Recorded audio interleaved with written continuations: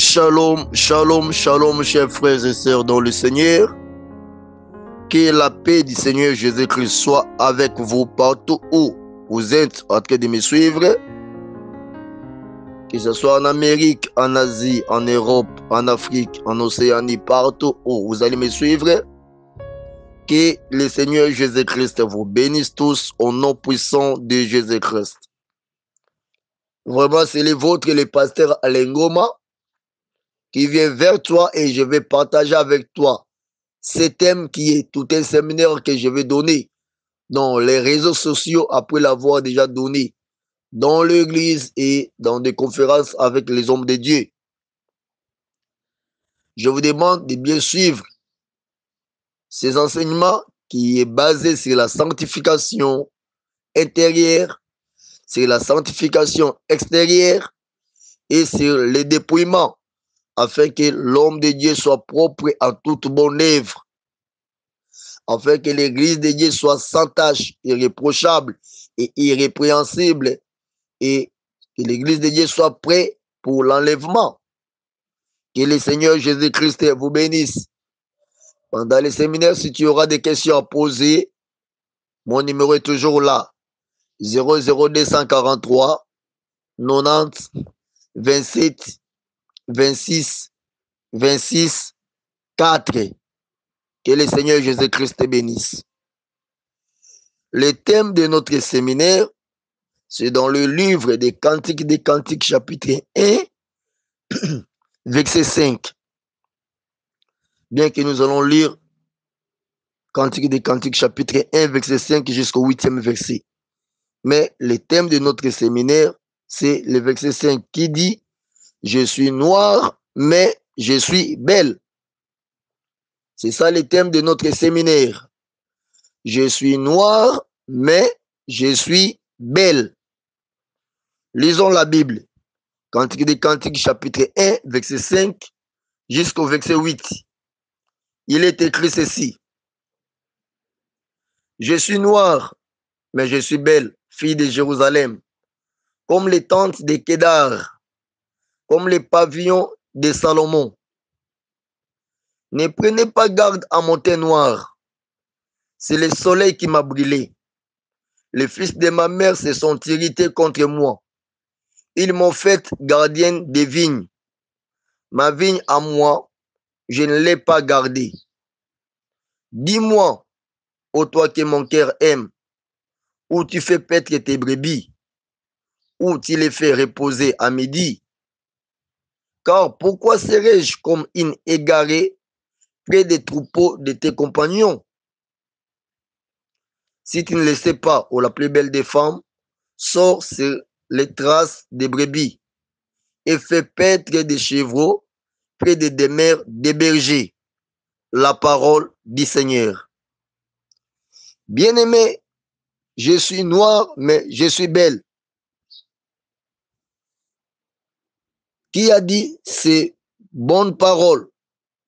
C'était le roi Salomon qui était le remplaçant du roi David au pouvoir. Qu'il était aussi son fils, bien sûr. Dans le livre des Cantiques, il a déposé des poèmes très profonds, des poèmes pour nous qui sommes chrétiennes, qui vont nous aider à aimer plus le Seigneur Jésus-Christ. En bref, dans ce livre, il parlait de l'amour d'une fiancée envers son fiancé, d'une femme qui devait être épousée envers son époux. C'était pour parler prophétiquement de l'Église envers Jésus-Christ, de l'amour de l'Église envers Jésus-Christ qui a fiancé l'Église et qui va revenir pour nous prendre afin d'aller fêter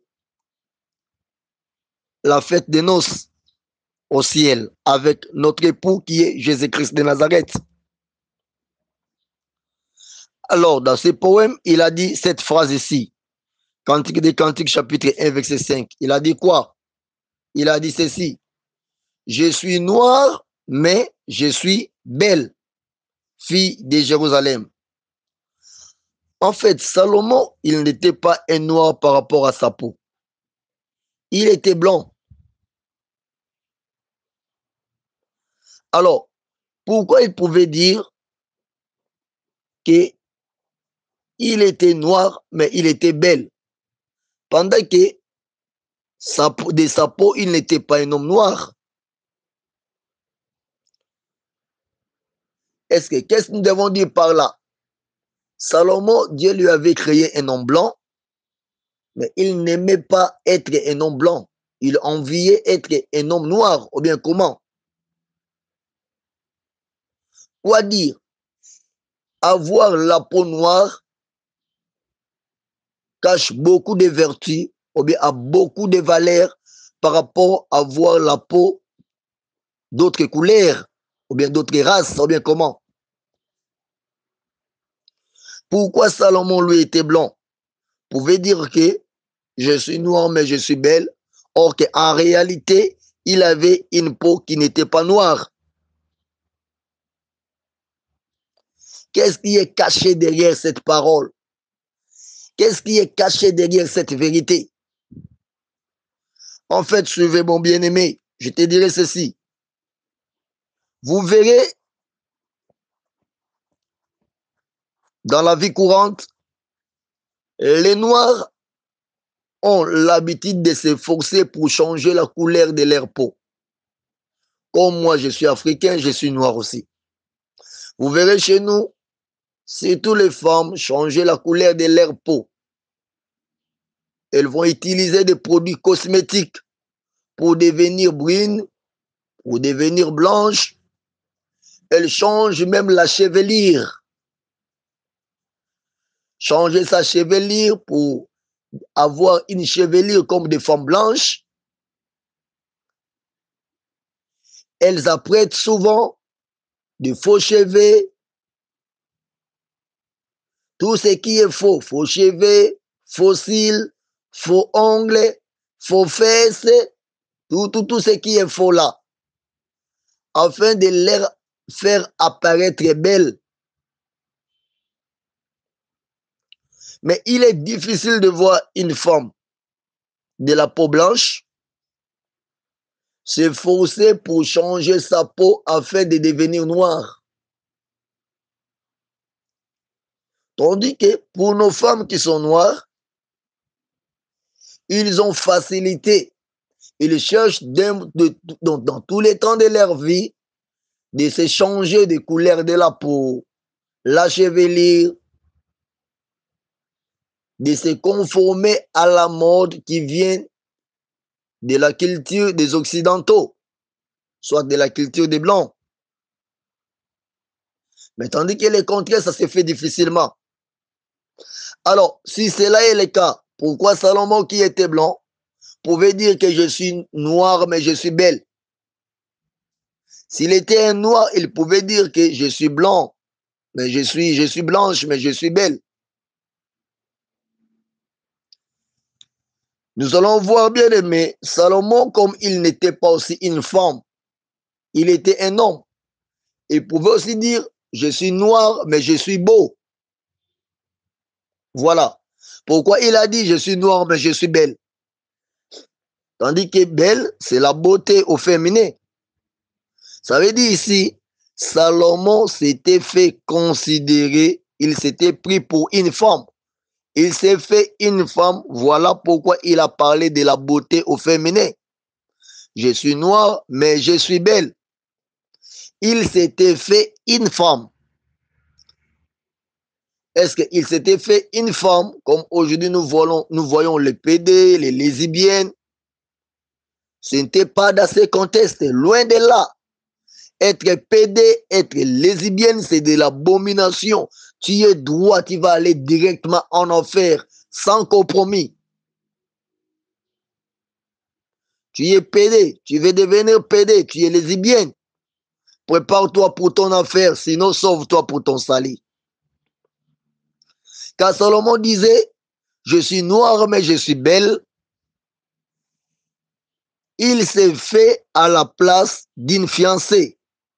Il s'est remplacé, il s'est voyé à la place d'une femme qu'on devait la prendre au mariage par un homme qui sera appelé son époux un jour et lui devait être appelé son épouse. Il s'est préparé pour une femme qui était considérée pour une femme fiancée et il s'adressait à son mari qui devait le prendre un jour au mariage, qui était aussi son fiancé. Alors, quand il s'est considéré pour une femme, cela veut dire quoi? C'était l'image de l'église de Jésus-Christ.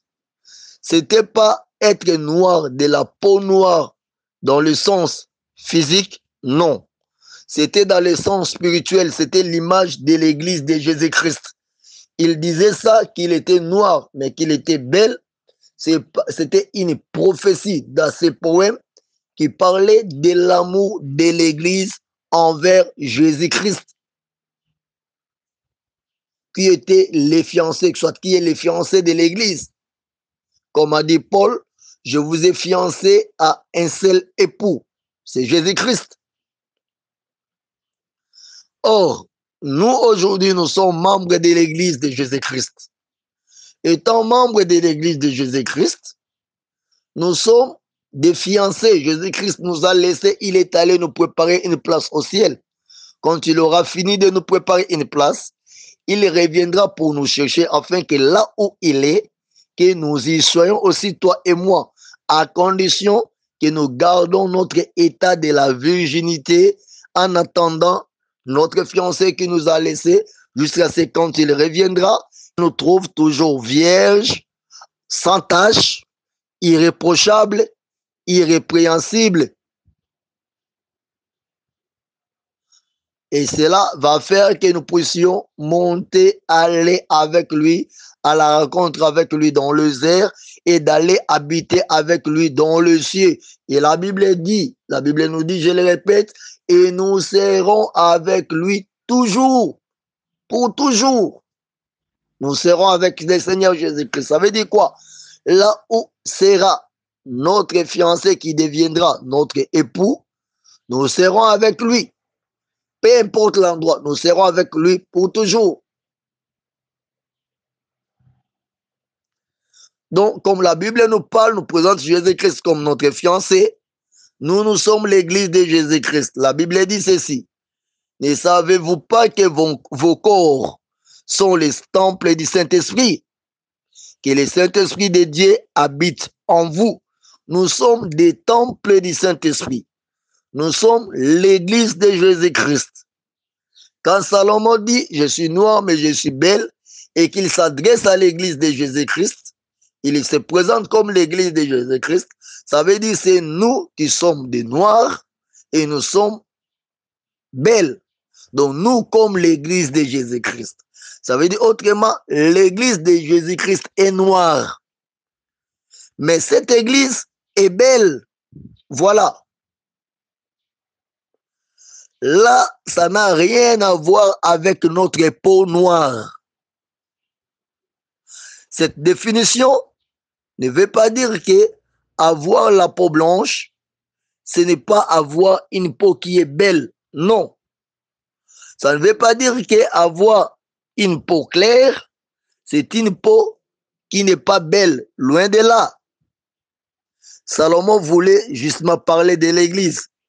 D'ailleurs, nous sommes des Africains. Une chose que nous avons remarqué, si tu prends une femme qui est blanche, ou bien qui a un teint très clair, tu le présentes devant les gens, tu prends aussi une femme qui est noire, tu la présentes devant les gens, tu demandes même aux frères dans le Seigneur de venir faire les choix.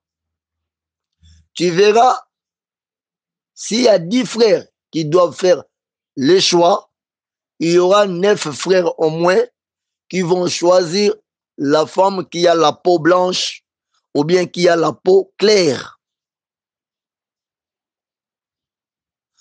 Donc, par rapport à la beauté, les Noirs ont tendance de croire que les femmes qui ont la peau blanche ou bien la peau très claire sont très belles plus que les femmes qui ont la peau noire.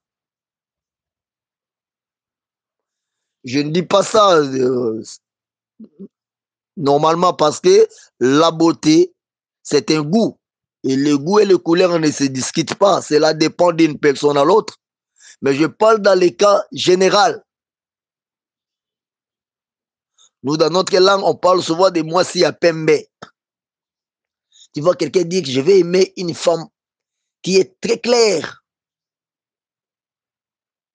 Donc, pour dire que ce que je vais prêcher ici, être noir, mais être belle, n'a rien à voir par rapport à la peau noire dans le sens physique, ou bien par rapport à la beauté dans le sens physique. Bien-aimé, Salomon a dit, je suis noir, mais je suis belle. Je disais que cette beauté qu'il parlait, c'est lié par rapport à l'église, peuple de Dieu, à l'église pour laquelle Jésus-Christ est mort à la croix. Alors, qu'est-ce qui avait fait que Salomon, qui était blanc avec sa peau, puisse déclarer, je suis blanc, je suis noir, mais je suis belle, pendant qu'il était noir? Il y avait quelque chose qui avait changé sa peau. Il y avait un effet qui a transformé la couleur de sa peau.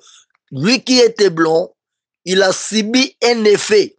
Et cet effet-là a changé la couleur de sa peau. C'était aussi extérieurement visible. Parce qu'on pouvait voir facilement, toi tu avais une peau blanche, mais tu as changé la couleur de ta peau. Ta peau n'est plus blanche. C'était visible même extérieurement. Qu'est-ce qui avait changé la couleur de la peau de Salomon? Nous allons le lire dans le livre des Cantiques, chapitre 1, verset 6. Il a dit quoi? Ne prenez pas garde à mon teint noir. C'est le soleil qui m'a brûlé. Les fils de ma mère se sont irrités contre moi. Ils m'ont fait gardienne des vignes. Ma vigne à moi, je ne l'ai pas gardée. Il a dit, ne prenez pas garde à mon teint noir. C'est le soleil qui m'a brûlé. Ce qui avait changé la couleur de la peau du roi Salomon, c'était le soleil qui avait brûlé sa peau. C'était le soleil qui avait brûlé sa peau.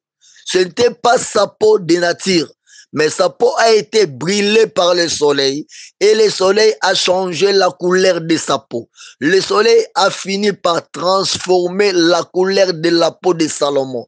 Ce n'était pas les produits cosmétiques qui ont transformé la couleur de sa peau. C'était le soleil quand il avait brûlé et le soleil avait transformé la couleur de la peau de Salomon. Bien-aimé, laisse-moi te dire, la peau noire que Salomon avait, c'était une transformation venue de l'effet du soleil. Ça veut dire qu'il se mettait devant le soleil, sous le soleil, et plus qu'il se mettait sous le soleil commençait à transformer la couleur de sa peau. C'est quoi le soleil en fait? Le soleil, c'est l'image de la parole de Dieu. Le soleil, c'est l'image de Dieu. La Bible dit, il est le soleil levant, notre Dieu. Il est le soleil de la justice. Le soleil bien-aimé représente la parole de Dieu. Ça veut dire quoi? Je suis noir, mais je suis belle. Ne prenez pas garde à mon teint noir. C'est le soleil qui m'a brûlé. Ça veut dire un enfant de Dieu. C'est lui qui veut suivre Dieu. Il est celui qui va se laisser tous les jours sous le soleil, sous la présence de Dieu, afin que le soleil puisse rayonner, puisse donner ses rayons, entrer dans sa peau, brûler sa peau et changer la couleur de sa peau. Celui qui veut suivre Dieu doit laisser le temps à la parole de Dieu de percer, de pénétrer sa peau, pas seulement sa peau, jusque dans son cœur. La parole de Dieu doit pénétrer, changer la couleur de sa peau, changer la nature de son cœur. Alors, tout le monde qui connaît cette personne, qu'il était de la peau blanche, un temps après, le monde va voir que cette personne a changé la couleur de sa peau. Elle est devenue une différente personne, une autre personne par rapport à l'homme, par rapport à la femme qu'on avait connue autrefois. C'est une personne qui est transformée. Il a subi un effet étranger qui a fait que sa peau change sa couleur. Alors Salomon disait ceci: ne prenez pas garde à mon teint noir. Ça veut dire quoi? Bien-aimé, avoir le teint noir, c'était une humiliation. C'était une peau sans valeur par rapport aux autres peaux. C'était une peau qu'on devait rejeter, qu'on devait repousser. D'ailleurs, ce n'était pas sa peau, sa propre peau. C'est une peau qui a subi un effet qui a changé cette peau-là. C'était une peau qu'on ne pouvait pas aimer. C'était une peau, selon les hommes, qu'on ne voit pas la beauté qui est cachée derrière cette peau. Pour Salomon, quand il appelle les gens pour leur dire « ne prenez pas garde à mon teint noir », c'était une peau qui avait un teint où tout le monde devait repousser facilement. Et c'était très humiliant pour une femme avoir une peau noire, une peau qui est sans valeur, une peau qui ne peut attirer aucun homme vers elle. C'était une peau qui devait subir les injures, la dégradation, la disqualification. C'était une peau que personne ne pouvait faire un cas. Et celui qui devait avoir cette peau-là devait normalement regretter pourquoi j'ai cette peau noire, d'où il devait aller chercher des produits cosmétiques, beaucoup de produits pour changer sa peau noire afin d'avoir une peau de teint clair ou bien une peau blanche. Mais Salomon, lui, il va interpeller les autres pour leur dire « ne prenez pas garde à mon teint noir ». C'est l'effet du soleil qui m'a brûlé. Lui, c'était une fierté de dire « je suis noir, mais je suis belle ». C'était pour lui une fierté. Il aimait avoir sa peau noire. Pour lui, c'était contraire par rapport à ce que les autres pouvaient dire. Pour lui, avoir la peau noire, c'était la beauté pour lui. Mais tandis que pour les autres, c'était l'humiliation, c'était les rejets, c'était les injures, c'était l'abandon. Mais pour Salomon, était la beauté. Ça faisait sa beauté et ça faisait la joie de son cœur. Et une joie sincère de son cœur.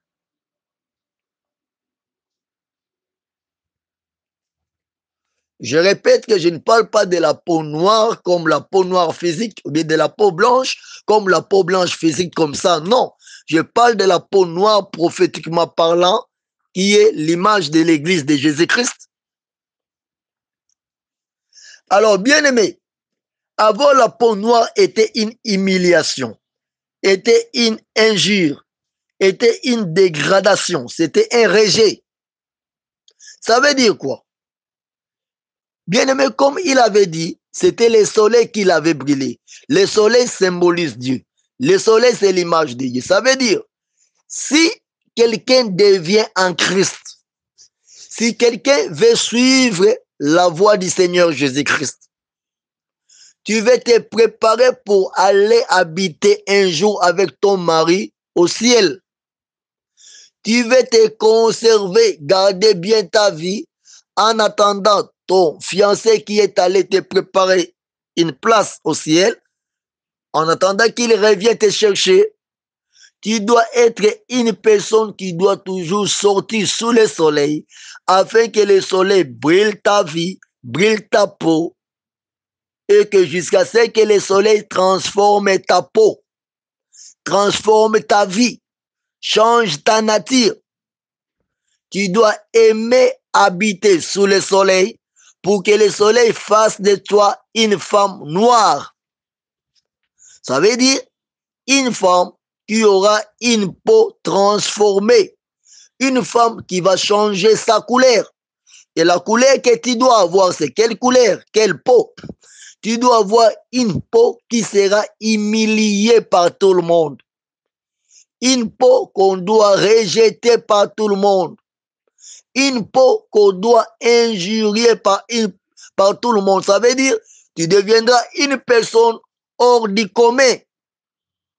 Une personne appelée à vivre hors de. Hors de quoi? Hors de tout ce que le monde nous présente.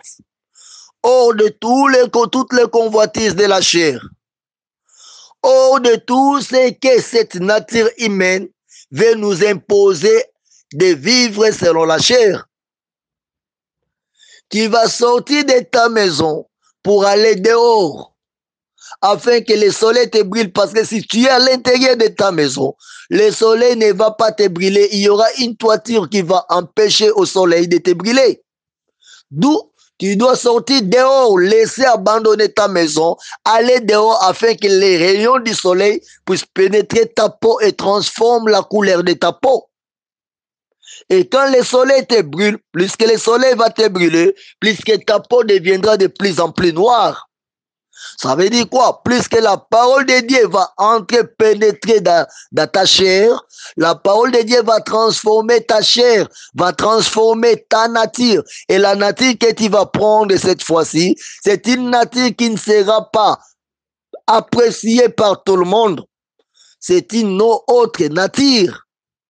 C'est une nature qui est une transformation que tu vas subir. La parole de Dieu va te transformer. La parole de Dieu fera de toi une nouvelle créature. La parole de Dieu fera de toi une autre personne.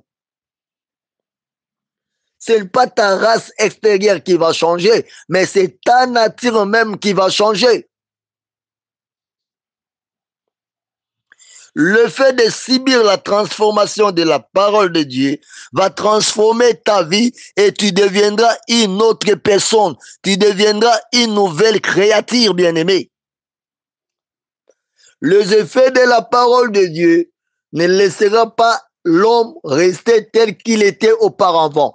Un homme qui devient en Christ, sa façon de voir, sa façon de marcher, sa façon de parler, sa façon de maîtriser les choses, sa façon de réfléchir, sa façon d'agir, sa façon de réfléchir deviendra différente à ce qu'il était autrefois.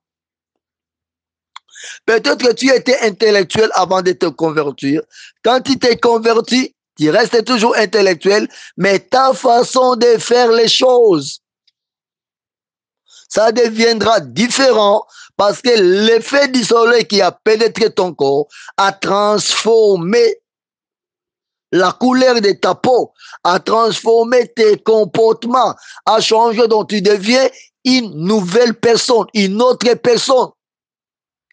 Alors, s'il arrivait que les années passées, tu étais encore païen, cette année aussi, ici, tu deviens chrétien ou chrétienne, ceux qui vont te vivre les années qui viendront diront facilement non, ce n'est pas la même personne que nous connaissons. Vous voyez ce pasteur Alain Ngoma que vous appelez pasteur Alain Ngoma? Si tu pouvais le connaître quand il n'était pas encore pasteur, c'est quelqu'un qui a subi une transformation. Il y a eu des effets qui ont changé sa nature. Voilà. Vous voyez cette maman Justine Zola là, Moi, nous connaissons bien cette dame-là. Quand elle était encore païenne, elle n'était pas ça. Maintenant, quand nous voyons cette dame au devant de nous, c'est une autre personne qui se présente devant nous. Vous voyez cette maman Medlek? C'est une autre maman. Ce n'est pas la maman qu'on connaissait autrefois. Voilà, quand la parole de Dieu descend dans ta vie, elle commence par te transformer. Voilà pourquoi nous parlons de la conversion. Si ça ne te convertit pas, si toi, avant d'être chrétien, et après que tu es devenu chrétien, tu es toujours la même personne, c'est que la parole de Dieu n'a pas transformé ta vie. Du fait que la parole de Dieu n'a pas transformé ta vie, d'office, tu n'es pas brûlé par le soleil. Parce que le soleil, quand le soleil va te brûler, le soleil va te briser. Le soleil va te briser. Tu verras, tu es devenu une personne que tu ne comprends pas, tu ne comprendras plus ce que tu faisais auparavant. Il y aura des moments quand tu te mets calme, tu commences à réfléchir ce que tu faisais auparavant et tu commences à rire. Voilà ce que je faisais, les bêtises que je faisais autrefois. Voilà les péchés que je faisais autrefois. Voilà les choses inutiles que moi, je préférais faire. Quand la parole de Dieu te transforme, tu deviens une personne que la société va mettre dehors. Tu deviendras une personne que la société va déclasser. Tu seras injurié. Tu seras humilié. Tu verras même ta peau physique comme ça changer. Pourquoi je parle de la peau physique changer? Il y aura même des produits que tu mettais autrefois dans ta peau pour te faire paraître belle. Tu ne vas plus utiliser ces produits-là. Tu dois faire que tu rentres à l'image de Dieu vivant, que tu sois comme Dieu t'avait créé. Tu ne voudras même pas quelque chose qui soit étranger par rapport à ce que Dieu, à la manière que Dieu t'a créé, puisse entrer dans ton corps pour te faire paraître. Je disais, bien aimé, une femme que le soleil a brûlé, les gens vont prendre garde à ton teint noir pour essayer de t'humilier. Les gens vont prêter attention à ton teint noir pour essayer de t'injurier. Mais pendant que les gens t'injurient, pendant qu'ils s'efforcent pour t'humilier, de parler mal contre toi, toi tu vas trouver ça, c'est la vraie beauté d'une femme. L'église va trouver ça, c'est la vraie beauté d'une église. Une église transformée entièrement, totalement par la parole puissante, posée sur les fondements des apôtres, la parole du Seigneur Jésus-Christ. Une femme transformée par la parole de Dieu, bien aimé, son intelligence deviendra différente par rapport à l'intelligence de ce monde. Un enfant de Dieu transformé, son attention par rapport aux choses de ce monde va changer ses objectifs. Il doit s'efforcer de ne faire rien que la volonté de Dieu. Il va faire un effort dans sa vie pour plaire à son Dieu, pour plaire à son fiancé, pour plaire à son mari. Une femme que la parole de Dieu a transformé sa peau, elle n'aura pas une trop haute opinion de soi-même. Mais son opinion sera toujours pour plaire à l'homme qui a voulu, qui a proposé le mariage. Sa façon de faire sera pour se conformer à la volonté de son mari.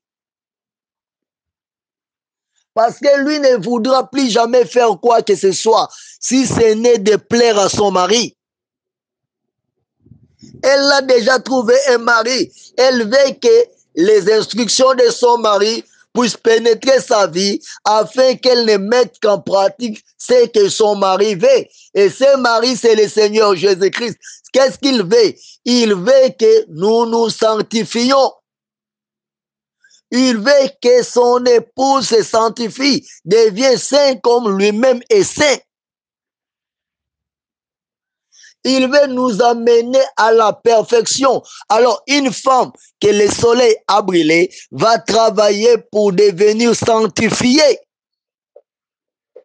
Et toute son apparence, que ce soit dans l'extérieur, à l'intérieur, sa façon d'être et de se comporter, il faut qu'il puisse subir un changement, ou bien il faut qu'elle puisse subir un changement. Nous allons lire la Bible.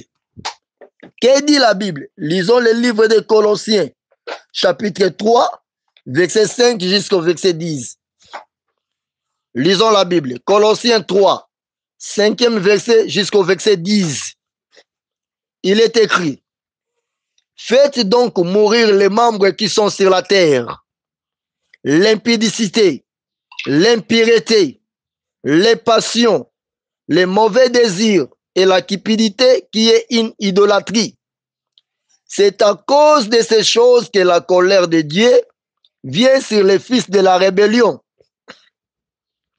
parmi lesquels vous marchiez autrefois, lorsque vous viviez dans ces péchés.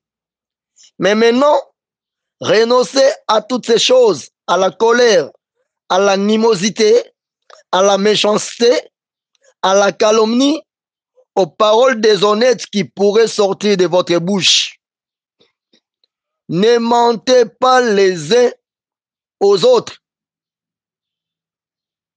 vous étant dépouillés du vieil homme et de ses œuvres, et ayant revêtu l'homme nouveau qui se renouvelle dans la connaissance selon l'image de celui qui l'a créé. La parole du Seigneur. Voilà, je vous l'ai dit, quelqu'un que le soleil a brûlé, quand il devient transformé, la première des choses qu'il doit faire, c'est chercher à vivre dans la sanctification totale pour plaire à son mari. Comment vivre dans la sanctification totale? Comme dit Colossiens 3, verset 5. Faites donc mourir les membres qui sont sur la terre. Il va faire mourir tous les membres qui sont sur cette terre. Tous les membres qui procurent en lui, qui fait sortir en lui, qui les donne les désirs de satisfaire à sa chair. Il doit les faire mourir. Quand tu deviens chrétien et que la parole de Dieu t'a brûlé, tu feras un effort de faire mourir tous les membres de ton corps sur la terre. Ça veut dire quoi? Faire mourir tous les désirs de la chair. Donc tout ce que ce corps veut, tout ce que ce corps t'impose, tu dois t'efforcer d'arrêter avec ça. Et un arrêt immédiat. Tu dois t'efforcer d'arrêter à plaire aux désirs charnels, aux désirs de la chair. Et quand tu vas arrêter de plaire aux désirs de la chair, c'est alors que tu deviendras une chrétienne brûlée par le soleil. Une femme brûlée par le soleil. La Bible dit de faire mourir les membres qui sont sur la terre. Quels sont ces membres? Quelques-uns de ces membres sont cités. L'impudicité. Voilà. Une femme brûlée par le soleil ne peut jamais être impudique. Il aura la honte d'exposer son corps dans le péché. Elle ne vivra jamais dans l'impudicité. Elle ne va pas exposer son corps pour que tout le monde puisse lire les parties de son corps.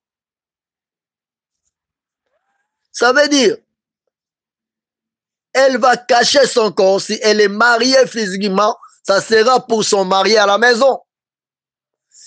qu'il fait chaud ou pas. Comme en Europe, il y a des fois quand il fait chaud, vous verrez, il y a des gens qui ne supportent pas le soleil, ils vont s'habiller à moitié nu. Non. Une femme chrétienne transformée par la parole de Dieu, qu'il fasse chaud ou bien qu'il fasse froid, elle doit garder son corps pour le Seigneur. Si elle est mariée pour son mari ou bien pour sa femme,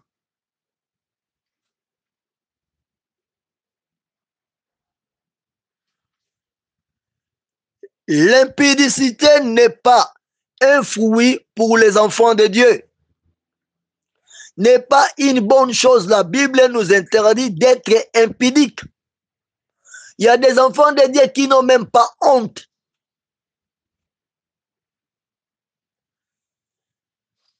Quand on lui dit, toi tu es devenu impudique, ça ne lui gêne même pas, ça ne les gêne pas. Mais toi, le soleil t'avait brûlé, tu as changé ta peau. Mais ce que tu es en train de faire ne nous prouve pas que tu es une personne que le soleil avait brûlé.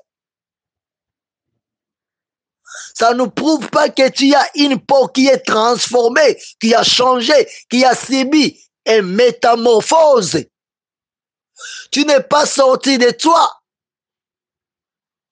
Tu es toujours chenille. Tu dois changer, subir la transformation pour devenir un papillon. Salomon était blond. Le soleil, quand le soleil l'avait brûlé, il a changé sa peau, il est devenu noir. Toi, depuis que tu es chenille, tu étais païen, tu étais chenille, tu deviens chrétien, tu restes toujours chenille, rien ne change à toi, aucune transformation. Ta nature, ta façon de faire, de parler, d'agir, de penser, tes réflexions, tes décisions même n'ont subi aucun changement. Tu vois dans ton corps, même ce que tu portes, les habits que tu portais autrefois, ce sont les mêmes habits que tu portes aujourd'hui. Même ton corps qui est le temple du Saint-Esprit, la façon de t'habiller reste toujours la même façon. Tu verras, tu es là avec des faux cheveux, des perruques, des fossiles comme un démon. Tu verras tes ongles pointis, que tu t'es fabriqué des ongles que le Seigneur ne t'a pas créé comme ça. Tu cherches tout ce qui est faux pour ajouter dans ton corps. Dieu t'a créé original. Et quand tu es sauvé, tu deviens à Christ, tu vas changer, tu vas redevenir dans l'état original que le Seigneur ton Dieu t'avait créé. Toi, tu veux toujours le faux, mais tu dis que je suis chrétien, j'ai transformé mon cœur, je me suis converti. Tu as raté ta conversion. Je dis bien, tu as raté ta conversion. Tu es impudique, un homme sans honte, une femme sans honte. Tu ajoutes dans ton corps tout ce qui est faux. Faux cheveux, tu ajoutes. Faux cils, tu ajoutes. Faux ongles, tu ajoutes. Fausses fesses, tu ajoutes. Faux habits aussi, tu portes. Faux comportements sont là. Fausse nature, ça est toujours là. Tu es toujours chenille. Tu n'arrives pas à te transformer pour devenir un papillon. Alors, du fait que la parole de Dieu ne te transforme pas jusque-là, frère bien-aimé, c'est que le soleil n'était pas encore brûlé. Tu n'es pas brûlé par le soleil. Ta vie n'a pas changé. Tu vis toujours dans le péché et tu es dans l'impudicité. Tout ce qui est convoitise de la chair est jusque-là ta portion. Et jusque-là ta part. C'est ce que tu aimes bien. Et tu dis, je suis chrétien. J'entends que le Seigneur Jésus-Christ revient. C'est lui qui est mon fiancé. Il m'avait fiancé. J'attends de son retour pour aller habiter avec lui au ciel. Quel ciel que tu attends, bien-aimé? Toi qui n'es pas encore transformé par la parole de Dieu. Donc tu dois sortir hors Sortir de ta maison, laisser ta toiture qui empêche le soleil de te pénétrer. Sortir de ta maison, aller dehors où le soleil va te brûler. Où le soleil qui est la parole de Dieu va brûler ta peau, va brûler ta nature. Quand tu seras dehors, la parole de Dieu va te transformer, changer ce que tu es. Et tout le monde qui te verra par la suite dira facilement, non, c'est une autre personne que nous voyons devant nous. La Bible dit, faites donc mourir les membres qui sont sur la terre. L'impudicité, l'impureté. Waouh! Combien des enfants de Dieu qui sont des tombeaux blanchis? Professant de leur bouche que nous servons Dieu, mais nous sommes des tombeaux blanchis, des gens impurs. Nous laissons notre cœur être sale. Quand on parle de l'impureté, là maintenant ce n'est pas la nature extérieure seulement. C'est dans la nature intérieure, dans notre homme intérieur. Je dois me voir en moi-même, dans mon homme intérieur, à l'intérieur de moi. Est-ce qu'il y a la pureté ou bien jusque-là je suis encore impur? Si le soleil m'a brûlé, si la parole de Dieu m'a transformé, il faut que les gens du dehors puissent constater que toi, tu as été brûlé par le soleil, ta peau a changé sa nature. Les gens doivent lire ça facilement. Mais toi, tu chantes facilement que tu es devenu chrétien, que tu es devenu chrétienne, que ta peau a été brûlée par le soleil. Mais les gens ne savent pas lire avec facilité que ta peau a changé. Non. Ils voient ce que tu avais, tu essaies à faire l'hypocrisie. Tu essaies à tromper les autres. Mais bien aimé, laisse-moi te dire, c'est les hommes que tu trompes. Tu ne tromperas jamais Dieu. Parce que Dieu sait lire chacun de nos pas, tout ce que nous faisons. Au grand jour du jugement, tu seras surpris devant le Seigneur quand tu seras jeté en enfer. Quand le Seigneur te dira, va dehors, je ne t'avais pas connu.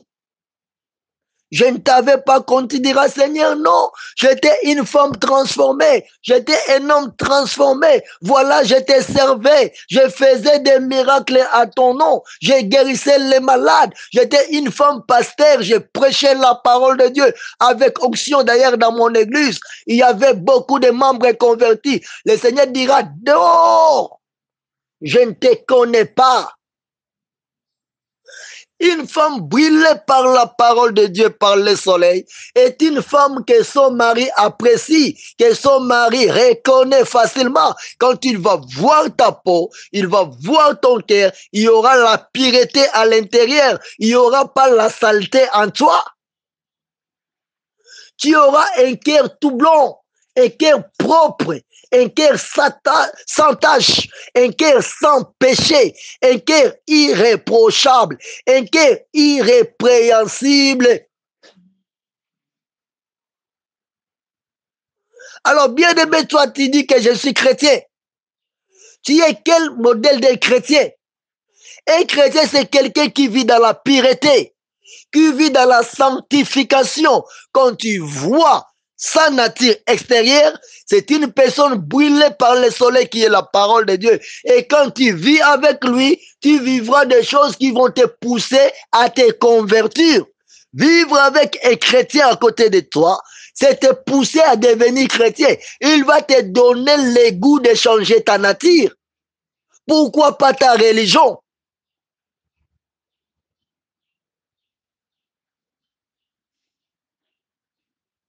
Continuons. Que dit la Bible?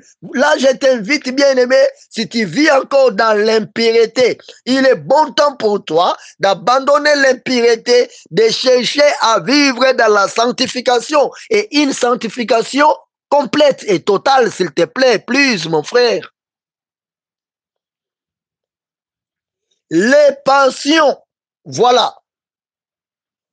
Vous savez, s'il y a beaucoup des enfants de Dieu qui vont aller en enfer, c'est à cause de nos passions. Tout ce que nous désirons. tout ce que nous aimons être et nous aimons avoir, tout ce que nous voulons devenir, si cela ne cadre pas avec la parole de Dieu, d'office, ça cadre pour ta perdition. Je ne dois pas aimer tout ce que le monde me présente.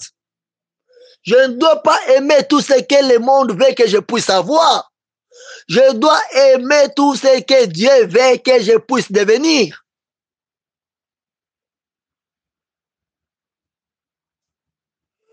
Les mauvais désirs ne doivent pas être quelque chose de bon pour un chrétien. Quand on parle bien des mauvais désirs, Colossiens 3, verset 5, ça veut dire, il y a aussi des désirs qui sont des bons désirs. Mais un chrétien doit choisir comment avoir des désirs qui plaisent à son mari, à son époux, à Jésus-Christ. Tu désires avoir un désir, oui, c'est pas mauvais, mais quelle sorte de désir que toi tu as souvent? Des désirs qui te conduisent dans le péché, qui te conduisent dans le dégoût dans la présence de Dieu, qui te conduisent dans la perdition. Ce sont là les désirs, toi tu es chrétien, que tu dois avoir.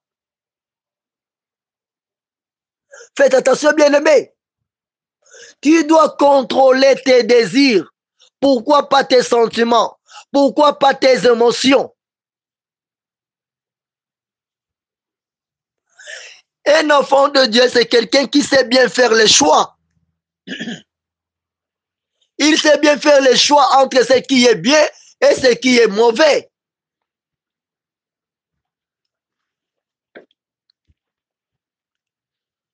Si tu ne sais pas choisir, tu vas choisir le mal, croyant que tu as choisi ce qui est bien. La Bible dit, faites donc mourir les membres qui sont sur la terre, l'impudicité, l'impureté, les passions, les mauvais désirs et la cupidité qui est une idolâtrie. La cupidité. Nous avons combien d'enfants de Dieu qui sont cupides? Vous les verrez tous les jours avec des grosses Bibles sous les mains, sous les ailes. Chantant que nous appartenons à Jésus-Christ. Mais un enfant de Dieu cupide, plein, rempli de l'amour de l'argent, croyant que le jour qu'il va mourir, on ira l'enterrer avec des blocs d'argent. Nous devons faire attention. Si tu es un enfant de Dieu que le soleil n'a pas encore brûlé, c'est que tu es un enfant de Dieu qui a manqué sa conversion. Tu as raté ta conversion. D'office, du fait que tu as raté ta conversion, tu perds aussi ton salut. Un enfant de Dieu que le soleil a brûlé est un enfant de Dieu qui est prêt à pratiquer ce que la Bible l'enseigne, à pratiquer ce que le Saint-Esprit l'enseigne. D'où, comme tu seras prêt à mettre en pratique ce que la parole de Dieu te demande de mettre en pratique, c'est que ta vie sera transformée et ta chair deviendra ta peau deviendra noire. Parce que ta peau va subir la métamorphose, ta peau va subir la transformation de ta vie, la transformation, le changement de sa couleur. Tu seras une chenille qui va se transformer pour devenir un papillon. Restons dans la Bible. La Bible dit quoi? Colossiens 3, verset 6. C'est à cause de ces choses que la colère de Dieu vient sur les fils de la rébellion. Voilà pour dire quoi? Ceux qui pratiquent l'impudicité, ceux-là qui n'ont pas encore fait mourir les membres de leur corps qui sont sur la terre, ils vivent dans l'impudicité, ils vivent dans l'impureté, ils vivent dans les passions, ils vivent dans les mauvais désirs, ils vivent dans la cupidité. Ce sont appelés ici dans la Bible, ils ont un nom. Quel est ce nom? Ils s'appellent les fils de la rébellion. Ça veut dire quoi? Vous trompez les gens que vous êtes les gens de la maison. Vous êtes convertis, vous êtes les enfants de Dieu. Vous venez vous mêler avec ceux qui sont prêts de laisser la parole de Dieu transformer leur vie. Ok, vous nous amenez, vous nous apportez la rébellion.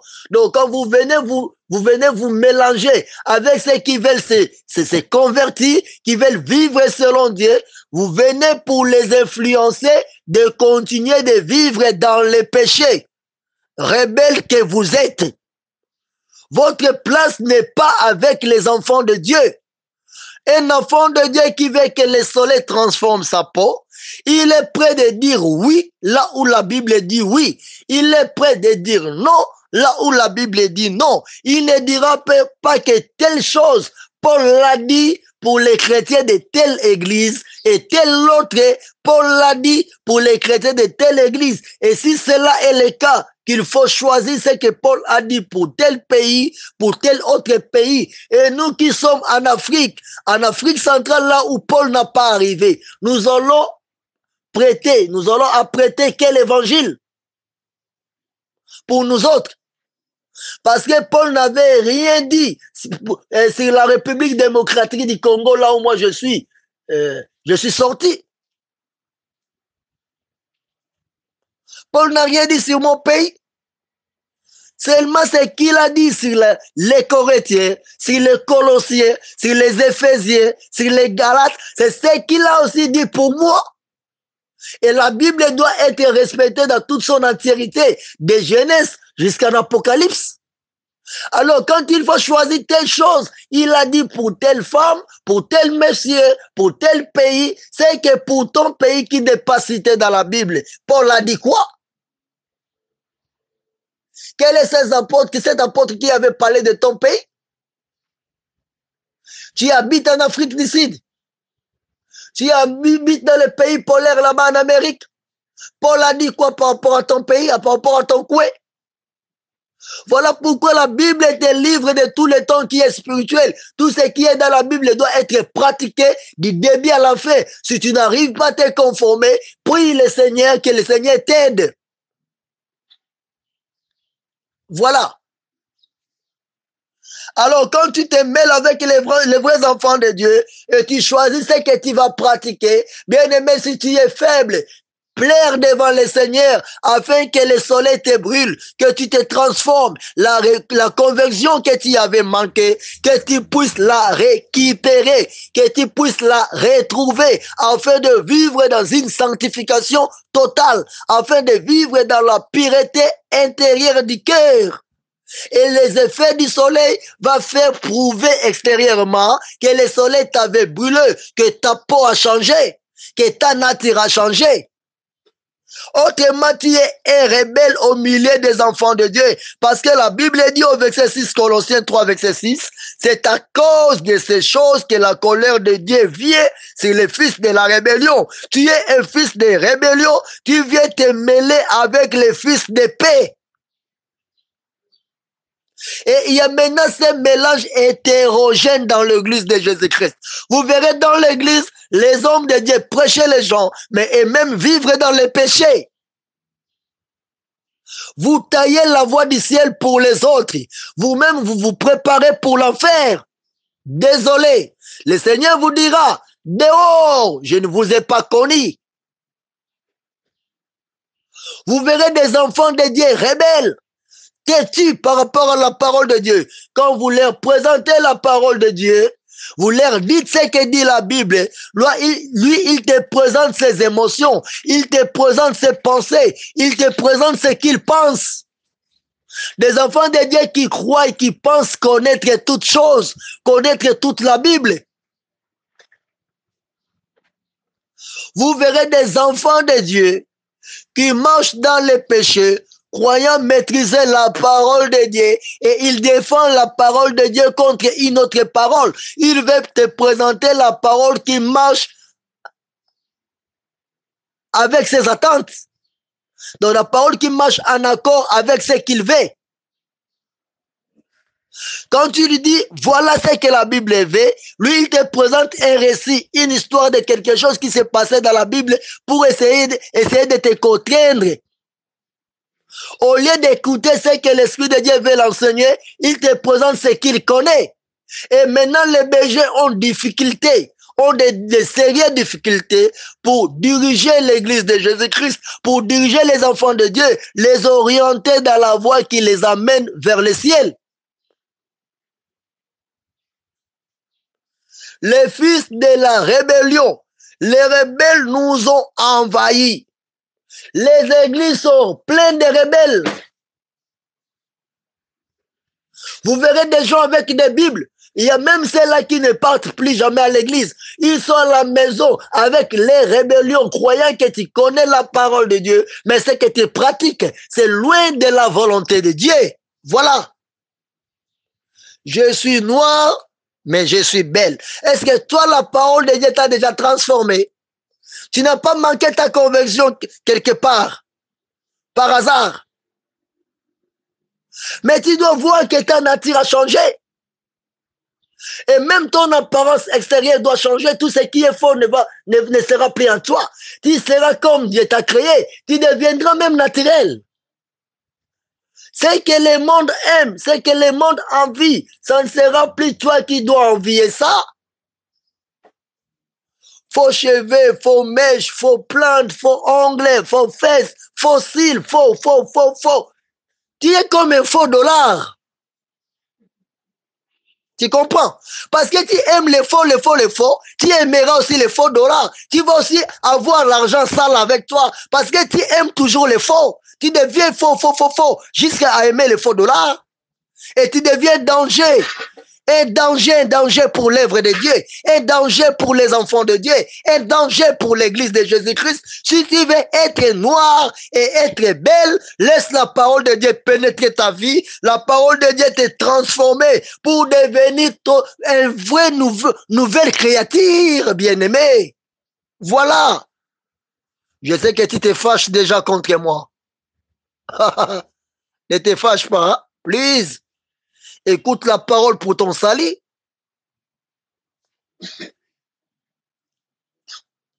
La Bible dit, Colossiens 3, verset 7. Parmi toutes ces choses, vous marchiez autrefois, lorsque vous viviez dans ces péchés. Quand tu étais encore païen, aujourd'hui tu te dis que tu es converti. Qu'est-ce qui a changé à toi? Parce que ta nature d'autrefois, c'est la même nature qui vit en toi aujourd'hui. Tu dis que tu es femme chrétienne. Tu dis que tu es un homme chrétien converti. Mais la parole de Dieu n'a pas encore transformé ton intérieur et ton extérieur. Tu n'as pas changé la couleur de ta peau. Tu n'es pas devenu noir. La parole n'a pas pénétré ton corps pour te changer. Tu es toujours la même personne, rien n'a changé à toi. Salomon pouvait se frapper la poitrine, que je suis noir, mais je suis belle. Toi, la beauté de la parole de Dieu ne se fait pas lire dans ta nature. Nous faisons une très mauvaise lecture de ta vie, de ta marche, de tes comportements. D'ailleurs, si on pouvait demander à ton mari à la maison, d'ailleurs, si on pouvait demander à ton épouse à la maison, qui est cet homme devant toi? Il dira, c'était païen étouffé. Je ne vois même pas la nature des chrétiens, cet homme qui vit avec moi. Il me traite pour son esclave. Il a une nature déplacée qui n'a rien à voir avec un vrai chrétien converti, né de nouveau. Comme je lui avais connu autrefois dans la vie païenne, c'est le pur même. Et la Bible dit, parmi lesquels vous marchiez autrefois lorsque vous viviez dans ces péchés, Colossiens 3:8. Quand tu vivais dans les péchés, tu avais une nature. Maintenant, la parole de Dieu t'a brûlé. La parole de Dieu t'a transformé. Tu dois changer ta nature. Verset 8. Mais maintenant, renoncez à toutes ces choses. renoncer à toutes ces choses. Quelles sont ces choses que tu dois renoncer?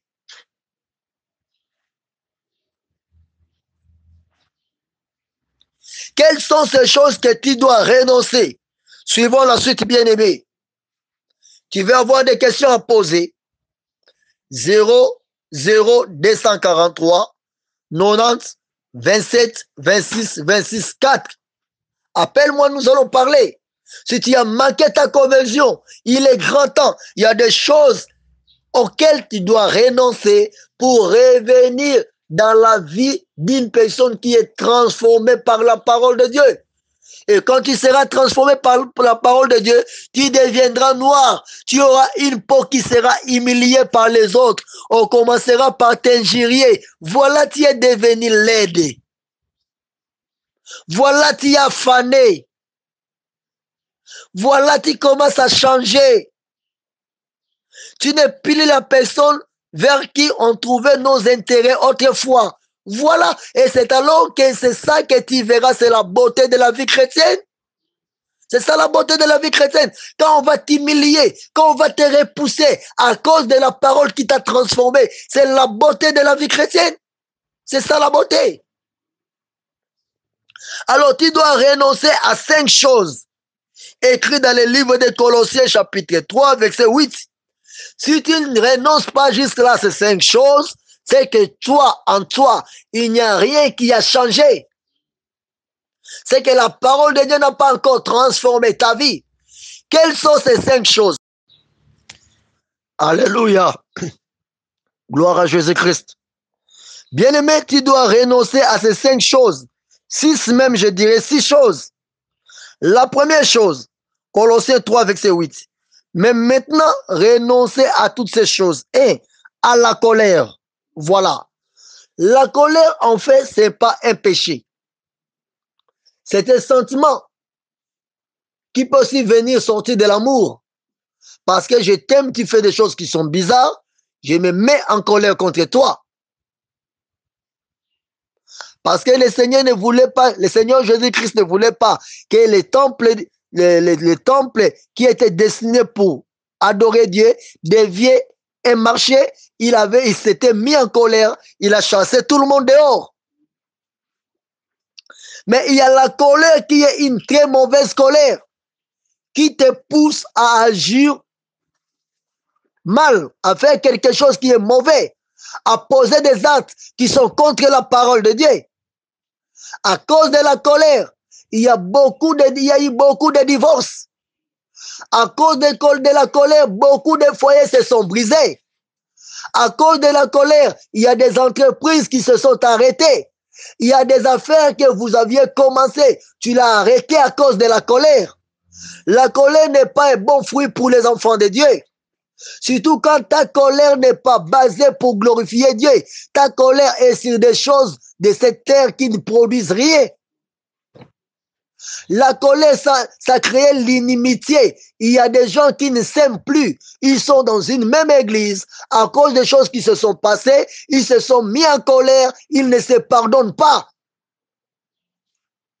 Tu ne sais même pas saluer ton frère, saluer ta sœur, lui dire bonjour, bonjour ma sœur, bonjour mon frère, parce que tu es en colère. Quelle colère? Tu finiras avec ta colère en enfer. Tu dois renoncer à la colère. Vous verrez mari, femme et épouse habiter dans une même chambre, mais être en colère. La Bible dit, si tu te mets en colère, tu ne dois pas laisser le soleil passer. Tu ne dois pas te coucher sous ta colère. Toi, depuis que tu es en colère, tu gardes la colère en toi. Tu dois renoncer à la colère. Il ne faut pas être colérique, s'il te plaît. Sois doux. Sois pacifique. Tu as toujours une figure là bien fermée.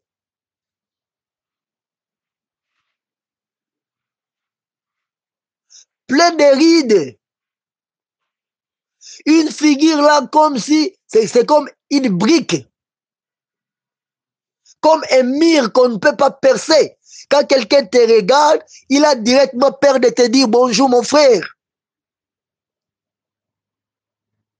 Toujours colérique. La colère, tu dois renoncer à cela. Si tu es colérique, même à la maison, ta famille ne sera pas calme avec toi. Tout le monde qui sera à côté de toi, il sera indisposé. Comment il pourra t'aborder pour qu'il te pose une question? Tu es colérique. Comment tu vas aborder les autres pour partager avec eux la parole de Dieu? Voilà. Bien-aimé, faites attention. La première des choses que tu dois renoncer, la colère. Tu es chef quelque part. Tu es PDG. Tu es gérant. Tu es cadre, directeur. Ce n'est pas la bonne manière de gérer les gens quand tu es colérique. On ne gère pas dans la colère, mais essaye de montrer aux autres la voie qu'ils doivent suivre. Si tu dois te mettre en colère, c'est pour atteindre un objectif précis. Mais tu es chrétien, tu ne dois pas laisser cette colère envahir ta vie, sinon tu risqueras d'aller en enfer. Tu sais à cause de ta colère, combien de gens tu as révoqués de ton travail? Peut-être les autres, les uns que tu as révoqués sont aussi des serviteurs de Dieu, sont aussi des enfants de Dieu. Ils plairent derrière ton nom en disant, Seigneur, vois telle personne comment il m'a traité. À cause de ta colère, combien de gens que tu as humiliés? Combien de gens qui ne savent plus bien adorer Dieu, qui ne savent plus bien prier Dieu à cause de ta décision qui était prise derrière ta colère? Ne sois pas colérique. Si tu es un enfant de Dieu, brûlé par le soleil, tu dois renoncer d'abord à la colère. Il est bien, oui, bien sûr, il y a des gens qui t'ont fait du mal, qui t'ont offensé. Bien que tu aies été offensé, tu diras, comme Jésus a dit, pardonne-nous nos offenses, comme nous pardonnons aussi à ceux qui nous ont offensés. Mais toi, parce que tu as été offensé par l'autre, tu es en colère contre lui. Quand tu le vois, tu ne sais pas lui dire bonjour. Quand tu ne sais pas dire à l'autre bonjour sur la terre, tu attends que le ciel vienne. Quand tu iras au ciel, tu vas lui dire bonjour au ciel. Tu ne vas pas entrer au ciel à cause de ta colère, parce que sur la terre, tu ne pouvais pas lui dire bonjour. Quand tu étais encore sur la terre, tu ne pouvais pas changer ta position. La colère n'est pas une bonne chose. Si tu es en colère contre quelqu'un, va le chercher, dis-lui bonjour. S'il veut chercher raison, donne-lui les 1000 raisons qu'il a besoin. Mais cherche la paix avec tout le monde, sans laquelle tu ne verras pas le Seigneur. Sans la paix, tu ne vivras pas dans la sanctification. Tu ne seras pas une personne que le soleil a brûlé. Mais maintenant, renoncez à toutes ces choses, à la colère, à l'animosité, à la méchanceté, à la calomnie. L'animosité, la méchanceté, la calomnie ne doivent pas être les sujets d'un enfant de Dieu.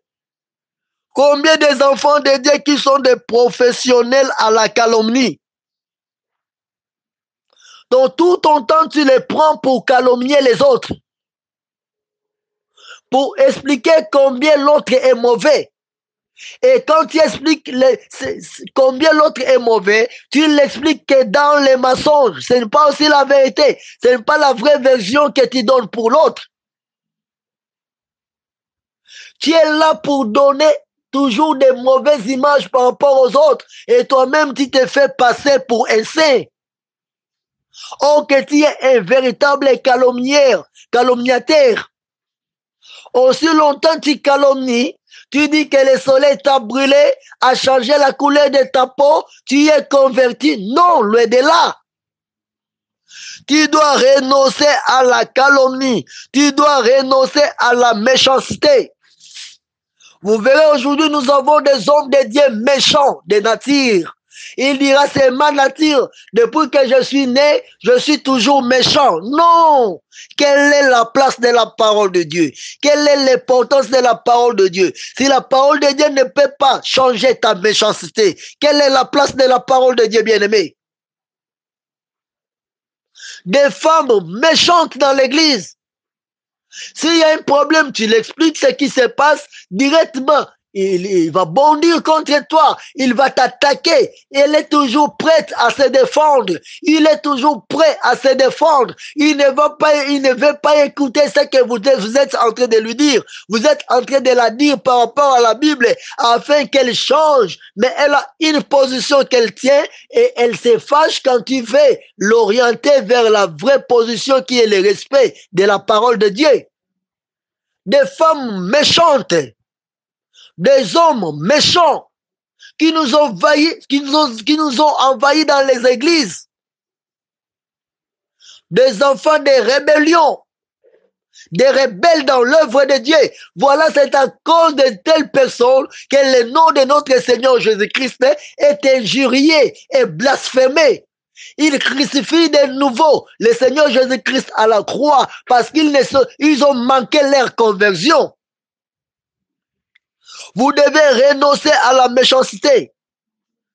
Vous devez renoncer à l'animosité. Vous devez renoncer aux paroles déshonnêtes,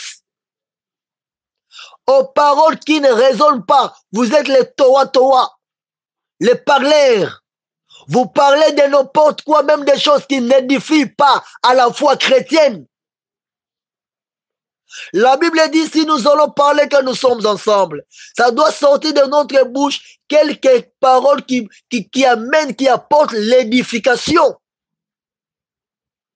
Toi, tu es avec les chrétiens, quand on te voit venir, tout le monde sait déjà que les problèmes arrivent. Tu es un danger de mort. Un faux dollar parmi les vrais dans l'église de Dieu.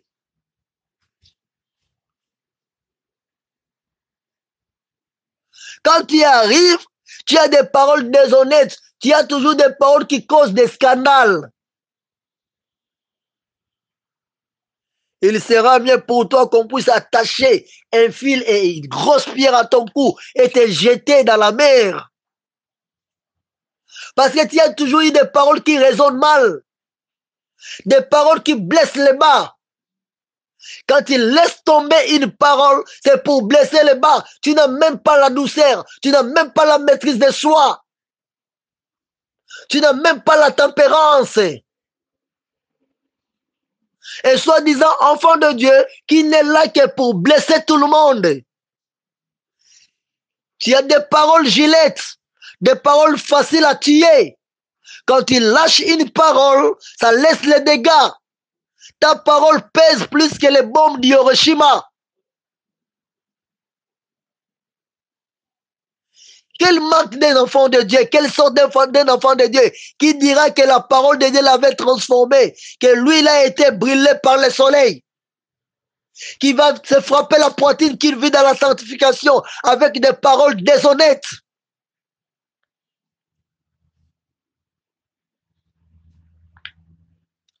Verset 9. Ne mentez pas les uns aux autres. Un enfant de Dieu qui est rempli de toutes sortes de mensonges. Il est professionnel au mensonge. Ceinture noire, 12e dan. Quand il ment, il va vous mentir avec soin. Et tu ne vas pas tenir compte qu'il est en train de mentir. Bien aimé, même dans l'œuvre de Dieu, la Bible dit, si par mon mensonge, la vérité, soit la parole de Dieu, éclate davantage, est-ce que Dieu te jugera digne? Loin de là. Même si tu mens pendant que tu es en train de prêcher et les gens t'acclament parce que tu avais menti, tu as fait lâcher, tu as fait laisser une bonne parole. Bien aimé, Dieu te compte que tu as menti et tu mérites une punition pour ça. On ne corrompt jamais la parole de Dieu. Notre Dieu n'a jamais été corrompu. Le mensonge n'est pas un bon fruit pour les enfants de Dieu, pas non plus pour les hommes de Dieu. Si tu as ces fruits de mensonges en toi, tu dois pleurer devant le Seigneur. Aide-moi de me faire sortir derrière ces mensonges. Combien de couples qui vivent soi-disant en paix, mais il y a des grosses mensonges. Des grands mensonges qui sont cachés dans les couples, dans des foyers. Il y a même des femmes qui ont mis au monde avec les autres maris dehors. Ils ont des maris dans la maison, ils gardent les enfants, ils font grandir ces enfants sans toutefois dire la vérité à son mari. Voilà tel enfant, je l'ai eu dehors pendant que j'étais avec toi. Elle a peur de divorce.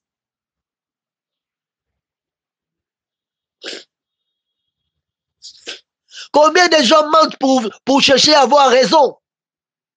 Mais cette raison que tu cherches, là où tu es en train de te cacher, mais tu ne te caches pas devant Dieu. Dieu va te condamner.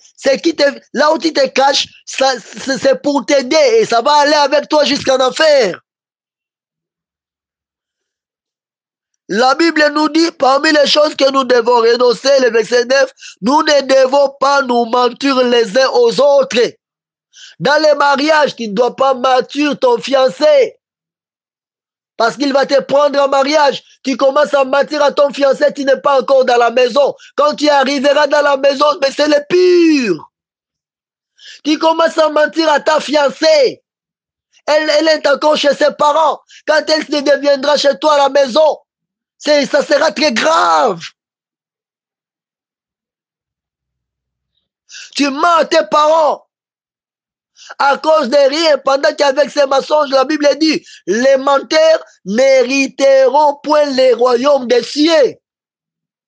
La Bible dit quoi? Ça veut dire quoi? Si tu vis dans les mensonges, ne fût-ce que les plus petits mensonges, les royaumes des cieux ne seront pas pour toi. Ok, une femme qui est transformée, brûlée par le soleil, elle se prépare pour le ciel. Quand tu te prépares pour le ciel et on te dit il y a telle chose qui va faire que tu n'entres pas au ciel, comment tu vas continuer à vivre avec la même chose? Ne mentez pas les uns aux autres. Tu as déjà menti combien de personnes? Tu sais juste là, tu vis dans les mensonges. Tu ne sais pas dire la vérité. Et tu dis que tu es brûlé par le soleil, tu es brûlé par la parole de Dieu. La parole de Dieu t'a déjà brisé. Loin de là, tu n'es pas converti. Tu es un fils des rebelles dans l'église de Dieu. Tu te caches, que ce soit l'église visible ou bien que ce soit l'église invisible. Même si tu es dans l'église corps de Christ, tu es chez toi à la maison, si tu vis dans les mensonges, tu n'es pas encore un homme de Dieu, tu n'es pas encore un enfant de Dieu, tu es un rebelle. Et d'office, tu n'es pas membre de l'église corps de Christ, parce que le ciel ne t'appartient pas.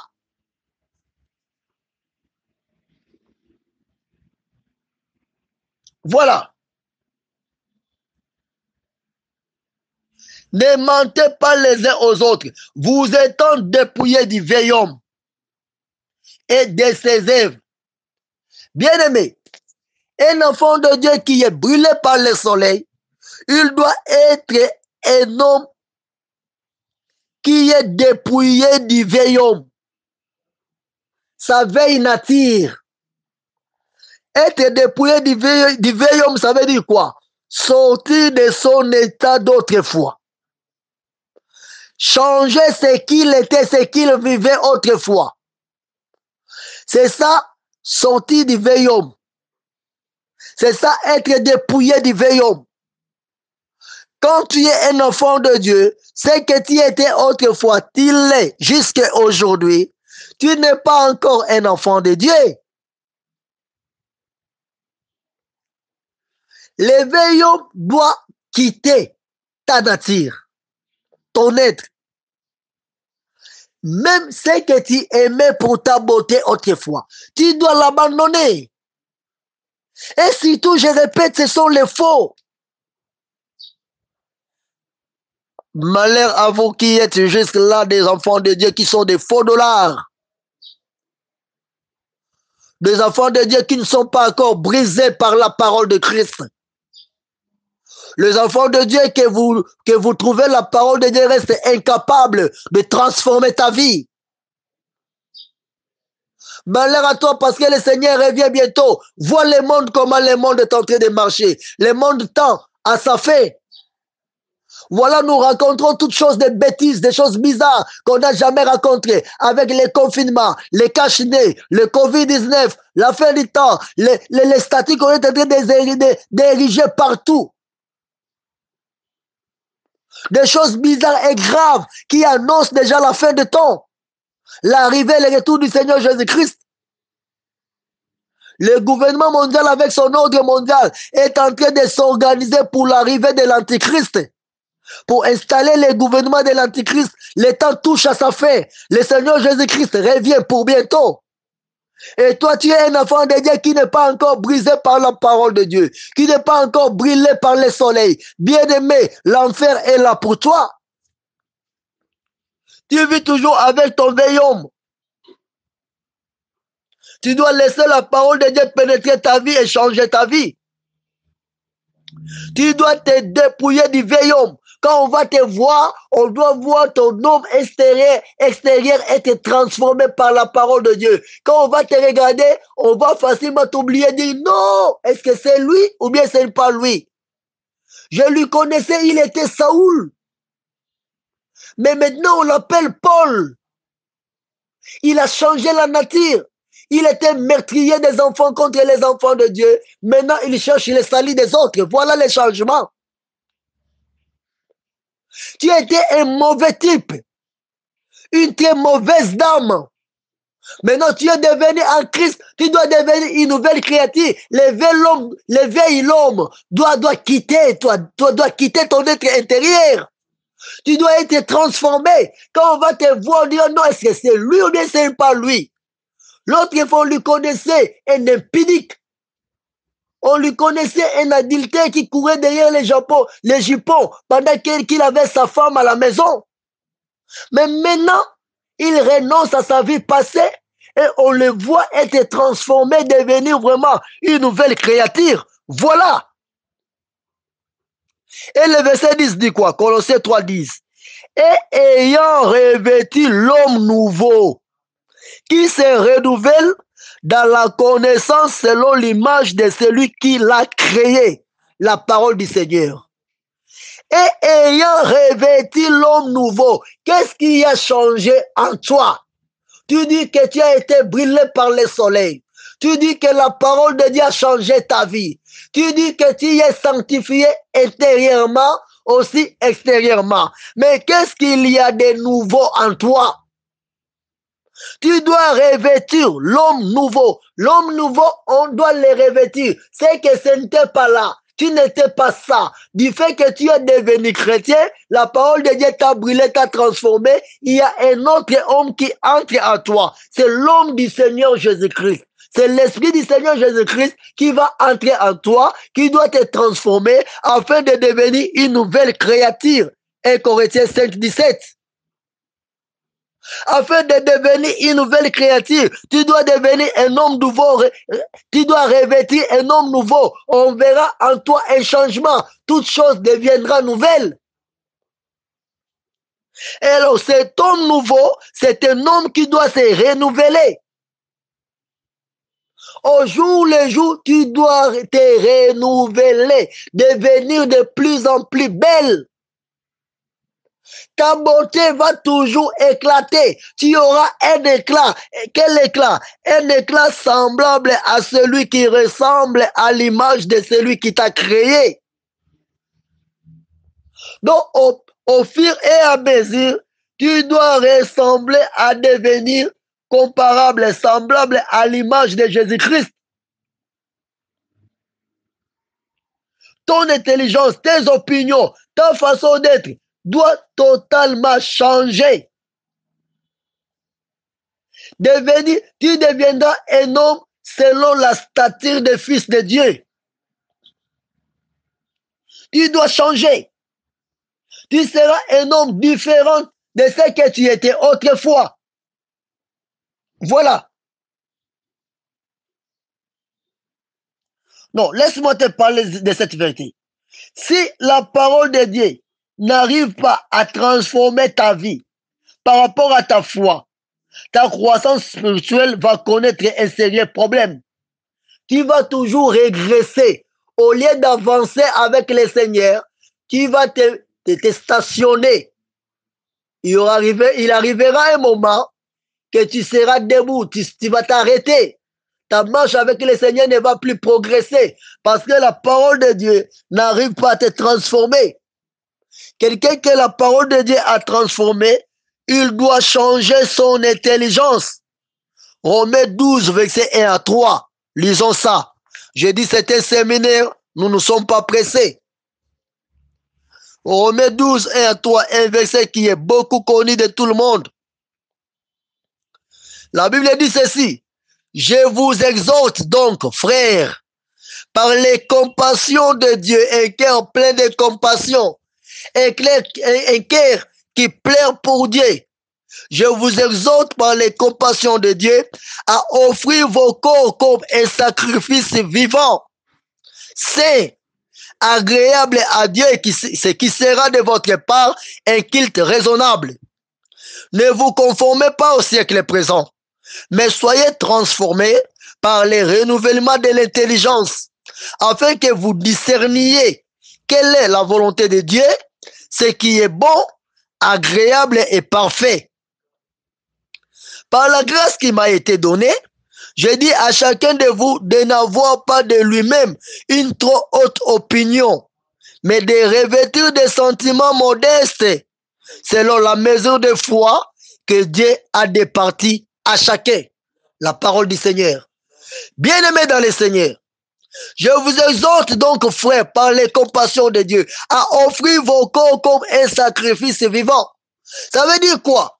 Si toi tu as manqué ta conversion, tout ce que tu fais comme sacrifice pour Dieu sont des sacrifices des gens morts. Sont des sacrifices qui finiront un jour devant le Seigneur, que le Seigneur te rejette, te dit dehors, chien. Je ne t'avais pas connu, sois dehors. Parce que chaque jour, tu rentres toujours sur les aliments que tu as vomis pour aller les chercher et les remanger encore. Derrière dehors, porc. Tu rentres toujours dans la boue, dans la saleté d'où tu es sorti. Après t'avoir lavé, tu rentres toujours dans la boue pour te baigner encore dans la boue. Tu es toujours sale. Tu as les habits propres, tu vois la boue, tu vas encore te chuter dans la boue. Te plonger dans la boue. Tout ce que tu fais comme sacrifice, par conséquent, ça devient un sacrifice qui ne sera plus vivant. Voilà, Paul plairait, il disait, je t'exhorte avec les compassions de Dieu à offrir ton corps comme un sacrifice vivant. Si la parole de Dieu t'a transformé, si la parole de Dieu t'a brûlé, ton corps doit être un sacrifice vivant devant Dieu. Ça veut dire quoi? Tout ce que tu feras devant Dieu doit vivre éternellement. Le Seigneur va voir devant lui, tes œuvres sont en train de vivre. Tes actes sont en train de vivre.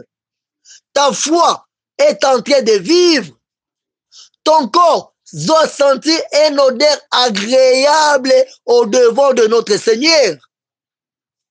Voilà pourquoi Paul disait que tu devais sacrifier ton corps, donner ton corps comme un sacrifice vivant. C'est agréable à Dieu. Il y a de ces enfants de Dieu que leur corps n'est pas agréable devant Dieu. Ça veut dire quoi? Ta vie n'est pas agréable devant Dieu. Tout ce que tu fais devant Dieu, c'est un culte qui est déraisonnable. C'est un culte qui n'agrée pas Dieu, que Dieu n'agrée pas, que Dieu n'est pas content. Croyant que tu sers Dieu, tu fais des cultes sans Dieu. Tu n'as jamais été à la présence de Dieu parce que tu ne sais pas offrir ton corps à Dieu. Tu ne vis pas dans la sanctification. Tu ne vis pas dans la sainteté. Tu ne vis pas dans la pureté. Voilà, tu as toujours eu tant de défense, tant de raisons à avancer. Et tu crois avoir raison. Tu as raison devant nous qui sommes des serviteurs de Dieu. Est-ce que tu as aussi raison devant Jésus-Christ? Je suis noire, mais je suis belle. Fille de Jérusalem. Est-ce que toi, la parole de Dieu t'a transformé? Tu as été déjà humilié à cause de la parole de Dieu? Tu as déjà été dégradé, injurié à cause de Christ. Mais tu veux qu'on t'acclame. Tu ne veux pas sortir dehors pour que le soleil te brille. Tu veux rester dans ta maison sous la toiture pour que les effets de la parole de Dieu ne puissent pas pénétrer ton corps. Attention, bien-aimé. Sauve-toi. La Bible dit, verset 2, Romains 12, 2. Ne vous conformez pas au siècle présent, mais soyez transformés par le renouvellement de l'intelligence, afin que vous discerniez quelle est la volonté de Dieu, ce qui est bon, agréable et parfait. Un enfant de Dieu, il ne se conforme pas au siècle présent. Le siècle présent va te présenter la mode. La mode va t'amener, t'apporter tout ce qui est faux. C'est la mode du siècle présent. Nous, à Kinshasa, on parle l'équilelo. L'équilelo veut dire quoi? L'équilelo veut dire ce qui se passe aujourd'hui dans le monde. Voilà ce que le siècle présent te présente. Vous verrez la mode, l'habillement qui est presque nu.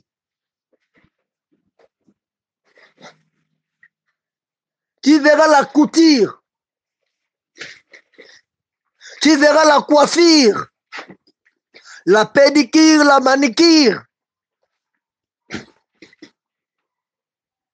Tu verras quelqu'un en train de colorer sa chevelure et il est pasteur. Avec une coiffure comme les politiciens, comme les stars de ce monde. Quand je dis avec une coiffure comme les politiciens, il veut imiter ce qui fait la gloire de ce monde. Notre coiffure, notre façon d'être, ça ne doit pas être conforme par rapport au siècle présent. Il suffit que je vois une nature, un modèle qui est dit, qui est souligné, tracé, qui se conforme au siècle présent. Directement, moi, je l'abandonne. Directement, je l'abandonne. Tout ce que je fais avec ma profession ne doit pas être conforme au siècle présent. Parce que ça va me dérouter de la parole de Dieu. Si c'est que le siècle présent m'apporte ne marche pas contre la parole de Dieu, ok. Si ça marche contre les paroles de Dieu, je dois avoir le discernement pour l'écarter loin de moi. Tu dois avoir une intelligence renouvelée. Ça veut dire quoi? Une intelligence qui a une lecture d'avance. Donc je suis capable de faire une lecture, de dire non, telle chose là, c'est pas pour moi. Je suis un homme capable de faire le choix. J'ai un choix à faire. Parce que je suis pas comme toute autre personne. Moi, je suis un homme brûlé par le soleil. Je suis un homme né de nouveau, mis de côté. Un homme qui n'a pas manqué sans conversion. Je dois avoir une intelligence renouvelée, une intelligence différente des autres. Ça veut dire quoi? C'est l'intelligence qui vient du Saint-Esprit. L'intelligence qui sait juger les choses selon la volonté de Dieu. Je ne ferai rien qui est hors de la volonté du Christ. C'est ça, avoir l'intelligence renouvelée. Ce n'est pas être très intelligent en mathématiques ou en physique ou en biologie, non. Ce n'est pas être docteur, être un savant, non. Avoir une intelligence renouvelée, c'est avoir une intelligence qui se conforme à faire que la volonté de Dieu. Quand bien même je dois faire quelque chose, si ce que je fais est contre la volonté de Dieu, moi j'ai une intelligence renouvelée, je ne le ferai pas. Si ce que je vais faire est contre l'orientation du Saint-Esprit, j'ai une intelligence renouvelée, je ne le ferai pas. Le monde me présente une chose et je vois ce que le monde me présente va changer ma nature, va changer mon corps, va faire habiter quelque chose d'étrange dans mon corps. Quand je les connais, je ne les prends pas, je ne les fais pas. Parce que mon intelligence est renouvelée. Je n'ai pas une intelligence comme tout le monde a. Moi, j'ai une intelligence qui est engagée pour faire que la volonté de Christ. La Bible dit cette intelligence renouvelée afin que vous discerniez quelle est la volonté de Dieu. L'intelligence renouvelée qui pousse un enfant de Dieu de ne pas se conformer, de ne pas vivre selon le siècle présent, cette intelligence-là a pour but, a pour objectif de donner à un enfant de Dieu dans nos vies l'esprit de discernement. Quel est cet esprit de discernement pour faire quoi? Cet esprit de discernement va te pousser à faire rien que la volonté de Dieu. Tu es un enfant de Dieu, tu ne fais pas la volonté de Dieu. Tu vis dans le péché, un tombeau blanchi, loin de la présence de Dieu, du Seigneur Jésus-Christ. Et tu dis, tu es un enfant de Dieu brisé, brûlé par le soleil, né de nouveau. Quelle nouvelle naissance? Converti? Quelle conversion que tu parles? Tu vis dans la sanctification quand on voit ton apparence avec une femme pite, pas de différence. Quand on voit ton habillement avec une femme pite, pas de différence.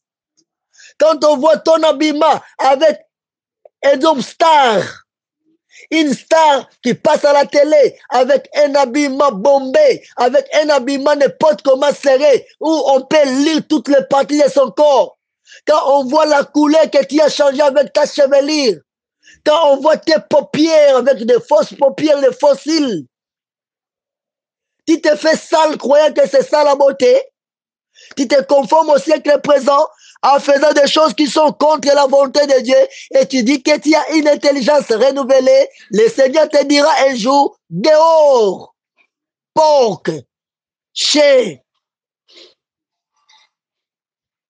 Toujours quand tu vomis, tu reviens dans les aliments que tu as vomi.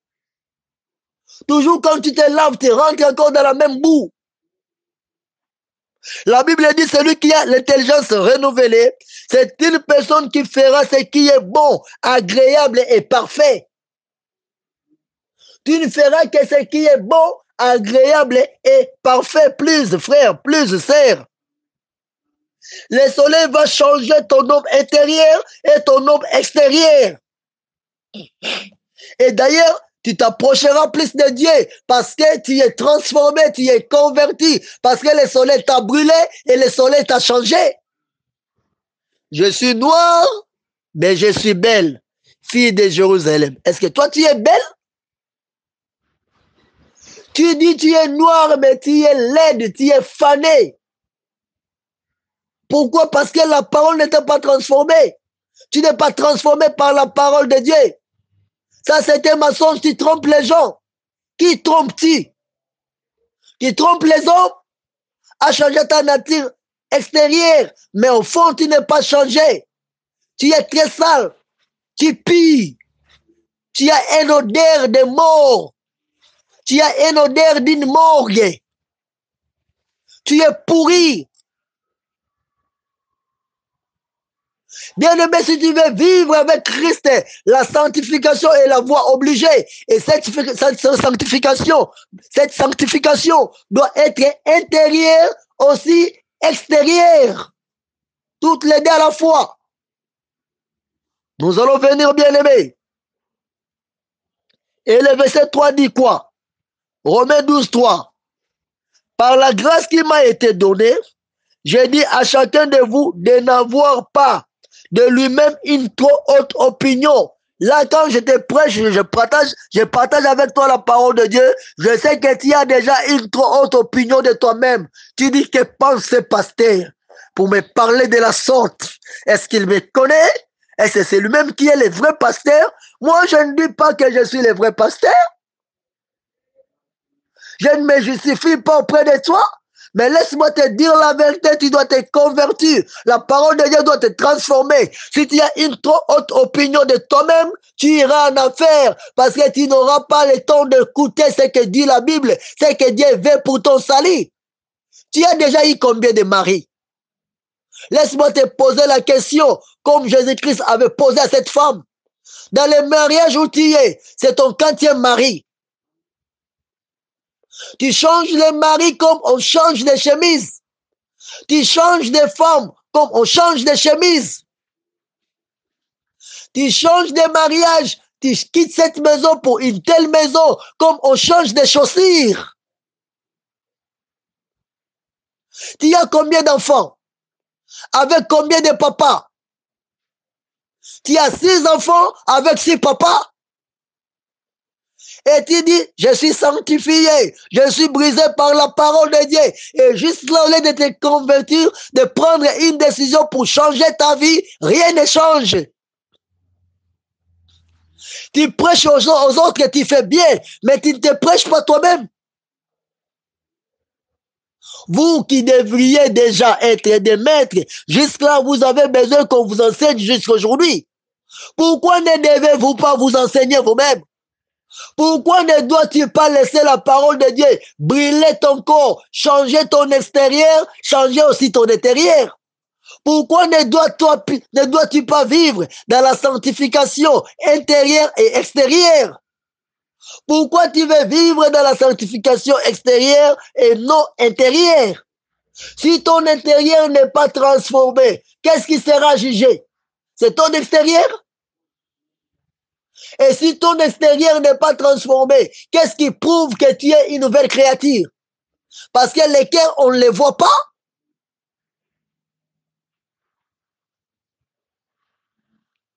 Bien-aimé, la Bible dit de ne pas avoir une trop haute opinion de toi-même, mais de revêtir des sentiments modestes selon la mesure de foi que Dieu a départie à chacun. Tu dois revêtir des sentiments dignes d'une personne qui a la foi en Jésus-Christ et une foi qui est transformée par la parole de Dieu.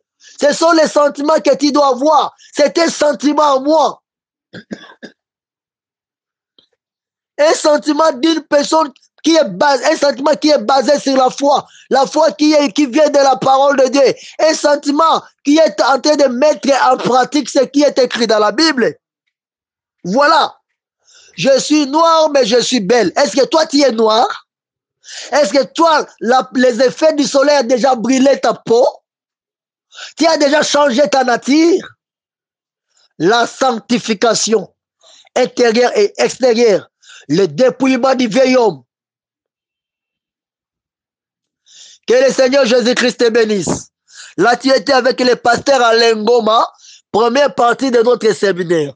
Nous allons suivre, si pas le soir, demain. Nous allons continuer jusqu'à la fin de cette période festive. Je ne ferai qu'enseigner sur la sanctification intérieure, extérieure, le dépouillement. Tu veux me poser des questions? Mon numéro est là. 00243 90 27 26 26 4.